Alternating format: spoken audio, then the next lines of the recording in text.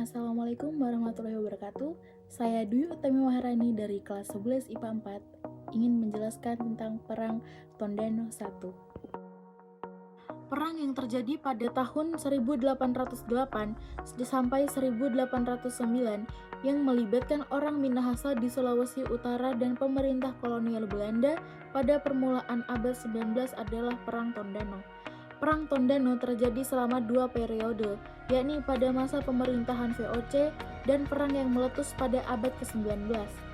Perang yang berlangsung di sekitar Danau Tondano di Sulawesi Utara ini merupakan bentuk perlawanan rakyat Minahasa terhadap pendudukan bangsa Belanda. Penyebab Perang Tondano I ini adalah ambisi VOC untuk memonopoli beras di Minahasa yang secara berani ditentang oleh rakyatnya. Nah, sayangnya, rakyat Minahasa ini terpaksa menyerah kepada VOC karena perekonomiannya yang terancam.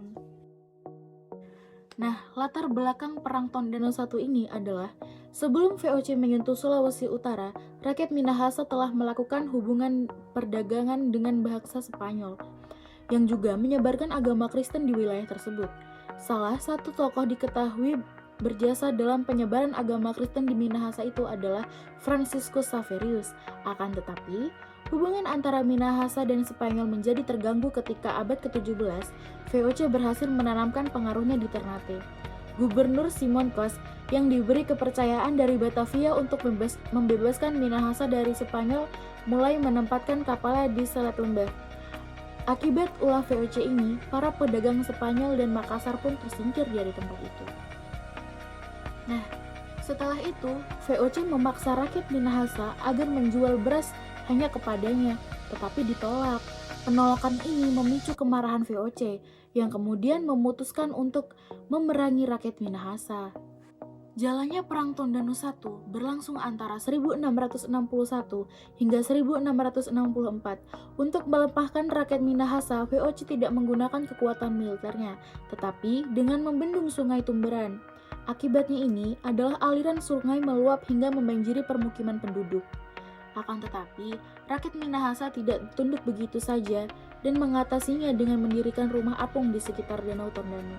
Mengetahui hal itu, VOC kemudian mengepung kekuatan orang-orang Minahasa di Danau Tondano dan memberikan ultimatum.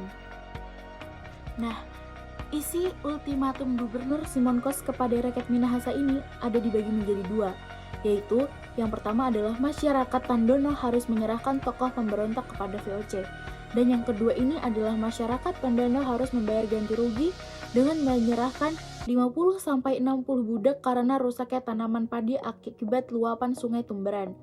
Akan tetapi, ultimatum itu tidak dihiraukan oleh masyarakat Minahasa, sehingga VOC memilih untuk mundur ke Manado.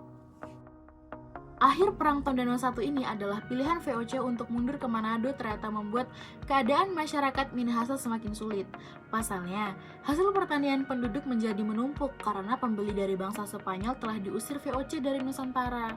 Nah, masyarakat Minahasa pun tidak memiliki pilihan selain mendekat dan menjalin kerjasama dengan VOC agar hasil pertaniannya dapat terjual kembali. Terbukanya perdagangan Minahasa bagi VOC ini mengakhiri Perang Tondano I. Setelah itu, Belanda membangun permukiman di Sulawesi Utara lengkap dengan sebuah benteng.